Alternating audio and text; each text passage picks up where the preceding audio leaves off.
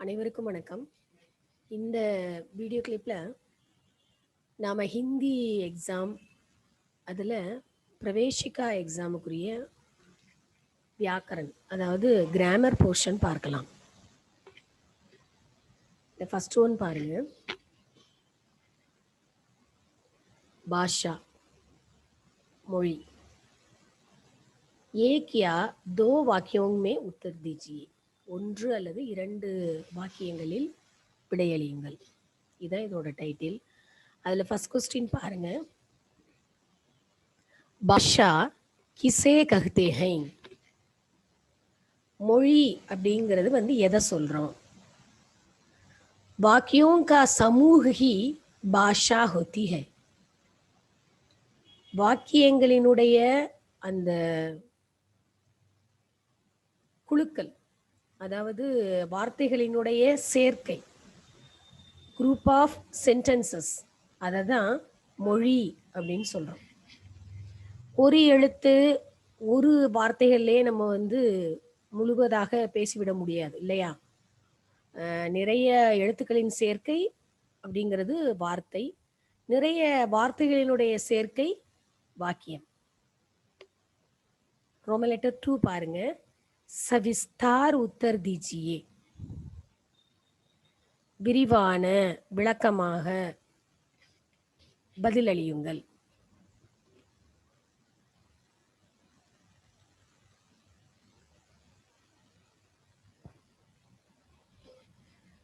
भाषा की परिभाषा देते हुए उसके प्रकारों पर प्रकाश डालिए. இது ஃபர்ஸ்ட் क्वेश्चन. பாஷா கி பரிபாஷா,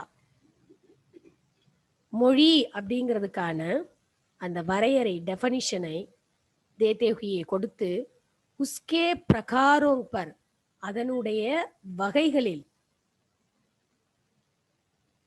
பிரகாஷ் டாலி அப்படின்னாக்கா ஒளி பரப்புங்கள், ஒளி கொடுங்கள் அப்படிங்கிறது. இங்கே எப்படின்னாக்கா தங்களுடைய கருத்துக்களை தெரியப்படுத்துங்கள். அதாவது பாஷா கி பரிபாஷா தேதேகி, மொழி அப்படிங்கிற வார்த்தைக்கான, மொழி அதற்கான வரையறை அளித்து அந்த அதனுடைய வகைகளை பற்றி சொல்லுங்க அப்படின்னு சொல்லியிருக்கிறாங்க. जिन शब्दों द्वारा हम अपने भाव दूसरों पर प्रकट कर सकते हैं अथवा दूसरों के भाव स्वयं समझ पाते हैं, वे ही भाषा है. பாஷா அப்படிங்கிறதோட விரிவாக்கம் நம்ம என்ன சொல்றோம் அப்படின்னா, சொல்றாங்கன்னா ஜின் சப்தோங் துவாரா, எந்த சத்தங்களின் மூலமாக, சொற்களின் மூலமாக, ஹம் அப்னே பாவ் நாம் நமது எண்ணங்களை, உணர்ச்சியை, தூசரோங் பர் பிரகட் கர்த்தே ஹை மற்றவங்களுக்கு நம்ம வெளிப்படுத்த முடிகிறதோ, தூசரோங் பர் பிரகட் கர் சக்தே ஹை எந்த வார்த்தைகளின் மூலமாக நாம் நமது உணர்ச்சிகளை, எண்ணங்களை மற்றவர்களிடம் வெளிப்படுத்துவதற்கு எந்த அந்த வார்த்தையானது நமக்கு உதவுகிறதோ, எந்த வார்த்தைகளின் மூலமாக நாம் நமது எண்ணங்களை, உணர்ச்சிகளை மற்றவர்களுக்கு வெளிப்படுத்துகிறோமோ, அதுவா அல்லது தூசரோங்கே பாவ் மற்றவர்களுடைய உணர்ச்சிகளை, எண்ணங்களை ஸ்வயம் சமஜ் பார்த்தேங்க நாம் புரிந்து கொள்கிறோமோ, புரிந்து கொள்ள முடிகிறதோ, வேஹி பாஷாகே அதுதான் பாஷை.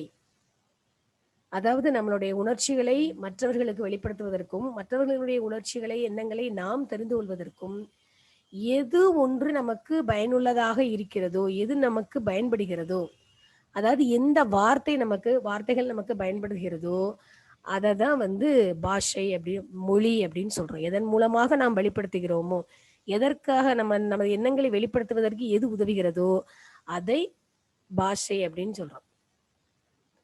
பாஷா दो प्रकार की होती है. மொழி அப்படிங்கிறது இரண்டு வகைப்படுகிறது.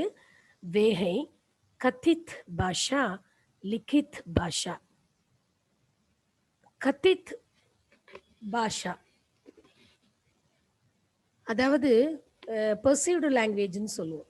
அந்த சொல்லப்பட்ட உணர்த்தப்பட்ட மொழி. லிக்கித் பாஷா எழுதப்பட்ட மொழி, அதாவது ரிட்டன் லாங்குவேஜ். அதோட விரிவாக்கம் எடுத்து பாருங்க. ஜோ பாஷா மூசே போலி, எந்த மொழியானது வாய் வழியாக பேசப்படுகிறதோ, ஆவ் மற்றும் கானோங் சே சுனி ஜாத்திகை, காதுகளால் கேட்கப்படுகிறதோ, உசே கத்தித் பாஷா கஹ்தே. அதை தான் வந்து கத்தித் பாஷா, அதாவது சொல்லப்பட்ட சொற்கள் மூலமாக வெளிப்படுத்தப்பட்ட மொழி அப்படின்னு அர்த்தம். அதாவது வாயால் சொல்லப்பட்டு அந்த ஒளியானது, அந்த வார்த்தைகளானது மற்றவரின் காதால் கேட்கப்பட்டு புரிந்து கொள்ளப்படுகிறது இல்லையா, அதுதான் கத்தித் பாஷா, அதாவது சொல்லப்பட்ட மொழி, வாய்மொழி.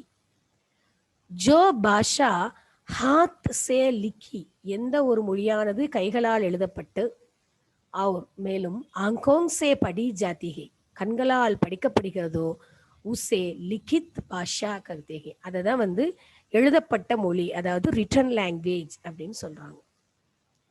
மானவ் ஜீவன் மே பாஷா கா மகத்துவபூர்ண ஸ்தான் ஹை, மனித வாழ்க்கையில் மொழி என்பது ஒரு மொழி என்பதற்கு ஒரு மகத்துவபூர்வமான ஒரு இடம் இருக்கிறது. 2வது லெசன் பாருங்க.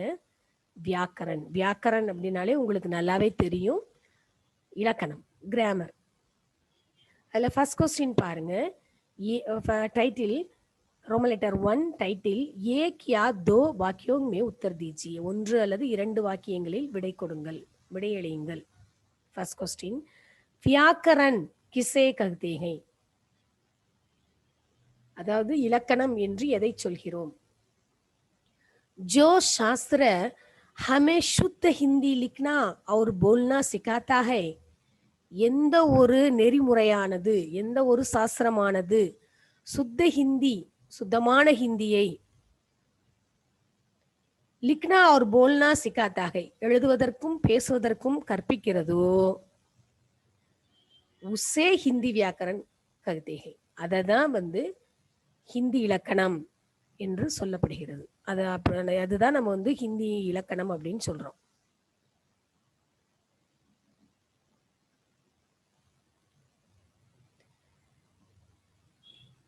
அடுத்தது ரோமன் லெட்டர் 2 பாருங்க. சவிஸ்தார் உத்தர் தீஜியே, விளக்கமான விடை அளியுங்கள்.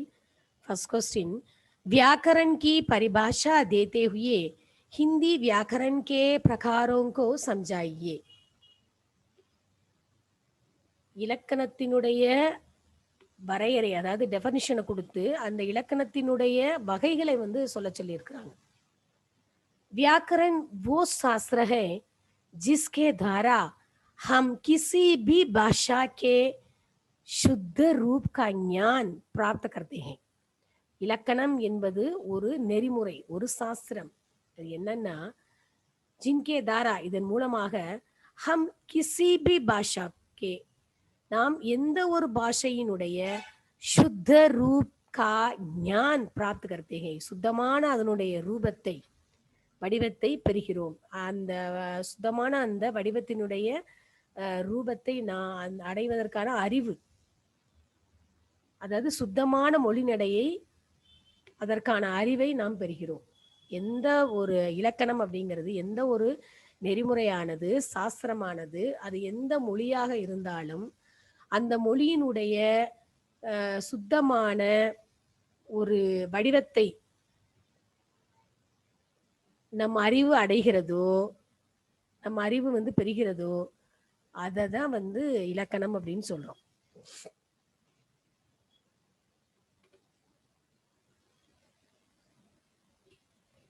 व्याकरण में 3 मुख्य विभाग हैं. व्याकरण में இலக்கணத்தில் 3 முக்கிய விபாக் हैं, 3 முக்கிய கிளைகள், அதாவது பிரிவுகள் இருக்கின்றன. வர்ண விசார், சப்த விசார், வாக்கிய விசார். வர்ண அப்படின்னாலே உங்களுக்கு தெரியும், எழுத்து, அதாவது லெட்டர், கேரக்டர். சப்த, அதுவும் உங்களுக்கு நல்லாவே தெரியும். சொல். வாக்கிய அப்படின்னா வாக்கியம். இது மூன்றுமே உங்களுக்கு நல்லாவே தெரியும். முதல்ல வர்ண விச்சார் அப்படிங்கிறது என்ன அப்படின்னா, இஸ்மே वर्ण का वर्ग, उसका आकार, उसके उच्चारण आदि पर ध्यान दिया जाता है. வர்ண விச்சாரம் என்ன பண்ணுது அப்படின்னாக்கா, வர்ணக்கா வர்க், உஸ்கா ஆகார், அந்த எழுத்தினுடைய பிரிவு, அதனுடைய அந்த ஷேப், அதாவது அந்த வடிவம், உஸ்கே உச்சாரன், அதனுடைய அந்த ப்ரொனவுன்சியேஷன், உச்சரிப்பு, இதுகளில் வந்து தியான் தியா ஜாத்தாகை, கவனம் செலுத்தப்படுகிறது. शब्द विचार அப்படின்னா इसमें शब्द की रचना, அந்த எழுத்தினுடைய படைப்பு உருவாக்கம், பேது அதனுடைய அந்த வேறுபாடு, வியுத்பத்தி அதனுடைய அந்த வழித்தோன்றல், அந்த டெரிவேஷன் சொல்லுவோம் இல்லையா, ஏவம் விகார் அதாவது அதனுடைய அந்த குறைகள், கோளாறு, அந்த டிசார்டர், இவைகளின் மேல் விசார் கியா ஜாத்தகை, இவைகளின் மீது கவனம் செலுத்தப்படுகிறது. இவற்றையெல்லாம் குறிக்கிறது தான் வந்து சப்த விச்சார், அதாவது சப்த கி ரச்சனா, பேத், வித்பத்தி, ஏவம் விகார்.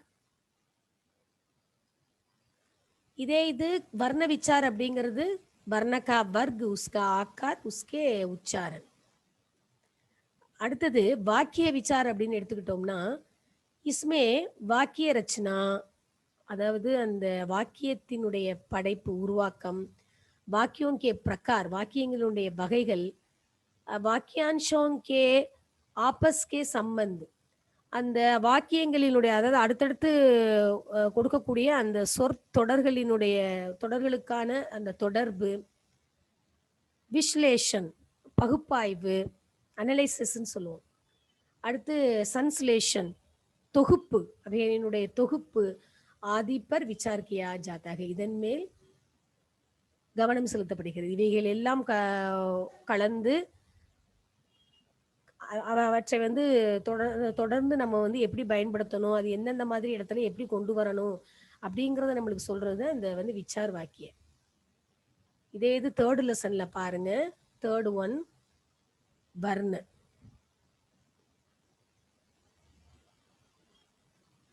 எழுத்து இல்லையா, முதல் रोमन लेटर, एक या दो वाक्यों में उत्तर दीजिए, ஒன்று அல்லது இரண்டு வாக்கியங்களில் விடையளிக்கவும். ஃபர்ஸ்ட் கொஸ்டின், வர்ணமாலா கிசே கஹ்தே ஹை. வர்ண அப்படின்னாலே வந்து எழுத்து, மாலா அப்படின்னா மாலை, வர்ணமாலா எழுத்துக்களினால் ஆன மாலை, அதாவது எழுத்துக்களின் தொகுப்பு இல்லையா. அதோட இந்த ஒரு கொஸ்டின்ல இன்னொரு கொஸ்டின் சேர்ந்து என்ன வருது, ஹிந்தி வர்ணோं के प्रकार क्या क्या है, ஹிந்தி எழுத்துக்களுடைய வகைகள் என்னென்ன. वर्णों के समूह को वर्णमाला कहते हैं, எழுத்துக்களினுடைய அந்த குழுவை, எழுத்துக்களினுடைய சமூகத்தை, எழுத்துக்களின் அந்த தொகுப்பை வர்ணமாலா அப்படின்னு சொல்றோம். ஹிந்தி வர்ணோं के दो प्रकार है, ஹிந்தி எழுத்துக்கள்ல வந்து இரண்டு பிரிவுகள் என்னென்ன அப்படின்னா, ஸ்வர், வியஞ்சன். ஸ்வர் அப்படின்னா உயிர், வியஞ்சன் அப்படின்னா மெய். நம்ம தமிழ்ல சொல்லுவோம்ல, உயிர் எழுத்துக்கள், மெய் எழுத்துக்கள், உயிர் மெய் அப்படின்னு சொல்லுவோம் தமிழ்ல. स्वर वव्वल, व्यंजन कॉन्सोनेंट. अनुस्वर और विसर्ग को स्वर्ग के साथ रखा जाता है. ஆக்சுவலா ஸ்வர் அதாவது உயிரெழுத்துக்கள் என்னென்ன அப்படின்னா அ, ஆ, இ, ஈ, உ, ஊ, க்ரு, ஏ, ரு, ஏ, ஐ, ஓ, ஔ. இந்த வரிசையில இந்த அனுஸ்வர் और விசர்க் இது ரெண்டையும் வந்து இதோட இணைக்கப்படுது. எது எது அப்படின்னாக்கா அனுஸ்வார், அனுஸ்வார் அம், விசர்க் அஹ. அதாவது நம்ம சாதாரணமா ஒரு எழுத்து கீழே எழுதி மேல வந்து புள்ளி வைக்கிறோம், இது அனுஸ்வார். ஒரு எழுத்தை எழுதி சைட்ல அந்த மாதிரி நம்ம கோலன்னு சொல்லுவோம் இங்கிலீஷ்ல, அந்த மாதிரி வச்சோம் அப்படின்னா அது விசர்க். இப்ப இதுல அடுத்தது பாருங்க வியஞ்சன். வியஞ்சன் உங்களுக்கு நல்லாவே தெரியும், கால இருந்து ஆரம்பிச்சு ஹா வர. इसके अलावा संयुक्त व्यंजन व्यंजन भी है. இவைகளை தவிர சன்யுக்த வியஞ்சன்ஸும் இருக்குது. அதாவது மெய்யெழுத்துக்களினுடைய சேர்க்கை. இது நம்ம அடுத்து பார்க்கலாம். இப்ப இதுல பாருங்க, சாதாரணமா நம்ம இப்படி ஒரு டாட் வைக்கிறோம்னு வச்சுக்கோங்க. இதுதான் வந்து அனுஸ்வார். இப்ப இதே இது வந்து தலைக்கோடுன்னு சொல்லுவோம். நம்ம இந்த சைட்ல இப்படி 2 டாட் வச்சு எழுதணும்னா இது வந்து விசர்க். இப்ப ஃபார் எக்ஸாம்பிள் அ இம் அம், அ ஹ அஹ இல்லையா? இப்ப இதே இதுல பாருங்க, எழுத்து கொஞ்சம் சரியா வராது, நான் ட்ரை பண்றேன். ஜ, இங், ஜங், இது ட, ஆ, ஜண்டா, இந்த மாதிரி எழுதுவோம் இல்லையா? இப்ப இதுல எந்த எழுத்து வந்து சேர்க்கப்பட்டிருக்குது? அனுஸ்வார். இப்ப இதே இது வந்து அந்தர், பந்தர் இல்லையா, பதங், அங்கூர், இந்த மாதிரியான எழுத்துக்கள் நம்ம வந்து உதாரணத்துக்கு சொல்லலாம். இப்ப இதுல வந்து அத்தஹ். இப்ப இது ககுத்தா அப்படிங்கிறதுக்கு நம்ம இதை பயன்படுத்த முடியாது. இப்ப அடுத்தது பாருங்க,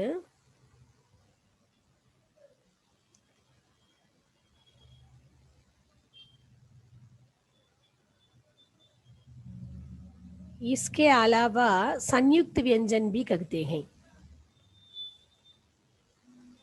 संयुक्त व्यंजन எது எது அப்படின்னா, அதாவது நம்ம தமிழ்ல உயிரெழுத்துக்கள் மெய்யெழுத்துக்கள் சேர்த்து எழுதுவோம். தனித்தனியாகவும் வரும். உயிரெழுத்துக்கள் தனியா, மெய்யெழுத்துக்கள் வந்து தனியா பயன்படுத்துறோம். அந்த மாதிரி மெய்யெழுத்துக்களை தனியா பயன்படுத்துறதுக்கு தனி ரூல்ஸ். அது நம்ம அதுக்குள்ள நம்ம இப்ப போக வேண்டாம். உயிர்மெய் எழுத்துக்கள் ரெண்டையும் சேர்த்து எழுதுறதுக்கு உயிரெழுத்துக்களோட அந்த சவுண்டை மட்டும் நம்ம எடுத்துட்டு வருவோம். அதாவது அந்த சிம்பலை அதுக்கு பதிலாக கொண்டுட்டு வந்து சேர்ப்போம் இல்லையா? இப்ப வந்து க அப்படின்னா கா அப்படின்னு ஒரு எழுத்து இருக்குது, அதோட ஈ சவுண்டு நம்மளுக்கு கிடைக்கணும் அப்படின்னாக்கா ஈ அப்படிங்கிற சிம்பலை அதோட கொண்டுட்டு வருவோம். அப்படித்தானே? இப்ப இங்க நீங்க பாருங்க, சாதாரணமா நம்ம தமிழ்ல ஒரு எழுத்து வந்து மேல புள்ளி வச்சு எழுதுனா மெய்யெழுத்துக்கள்னு சொல்லுவோம் இல்லையா? ஃபார் எக்ஸாம்பிள்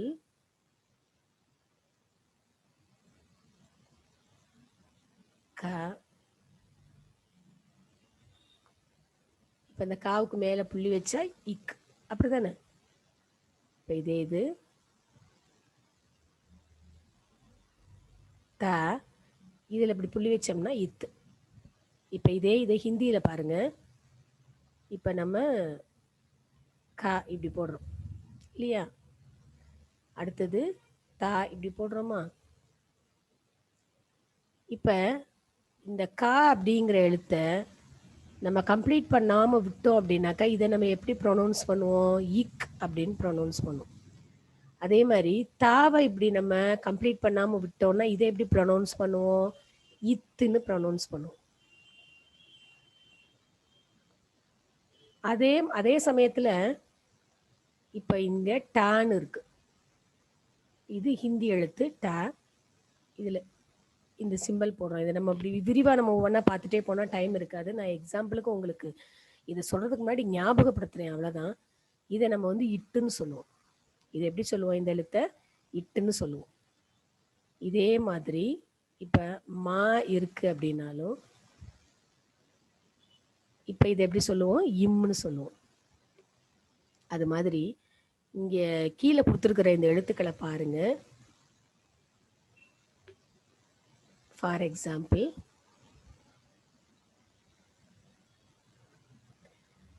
இது என்ன எழுத்து? ஷ, த்ர, ஞ, ஸ்ர. இது வந்து அந்த நம்ம தமிழ்ல புள்ளி வச்சு வாசிக்கிற மாதிரி, அதாவது மெய்யெழுத்துக்கள் மாதிரியே தான் உச்சரிக்கப்படுது பாருங்க. ஷ, இது இந்த இதுல இந்த லைன்ல இது வந்திருக்காது பாருங்க, இந்த வரிசையில இது வந்திருக்காது. க்ஷ, த்ர, ஞ, ஸ்ர. அந்த மெய்யெழுத்துக்களினோட உச்சரிப்பு வர்றது உங்களுக்கு புரியுதா? இப்போ இதே சமயம் இப்போ மற்ற எழுத்துக்களையும் நம்ம அந்த மாதிரி பயன்படுத்தலாம். எப்படின்னா, இப்போ எக்ஸாம்பிள் கொடுத்துருக்குறாங்க பாருங்க. இது ஷ, இது என்ன எழுத்து? ஷ, மன்னிக்கணும், இது ஷ. இந்த ஷாவுக்கு கீழே இந்த சிம்பிளை நம்ம கொண்டுகிட்டு வரும்போது இது இப்போ என்னவாகுது? இஷ் இல்லையா? இப்ப இஷ் பிளஸ் ர, ஸ்ர. இக்கு பிளஸ் ஷ, ஷ. இஜ் பிளஸ் ஞ, ஞ. இத்து பிளஸ் ர, த்ர. அப்ப இந்த மெய்யெழுத்துக்களோட சேர்ந்து வாசிக்கும் போது உங்களுக்கு அந்த வித்தியாசம் புரியுதுன்னு நினைக்கிறேன்.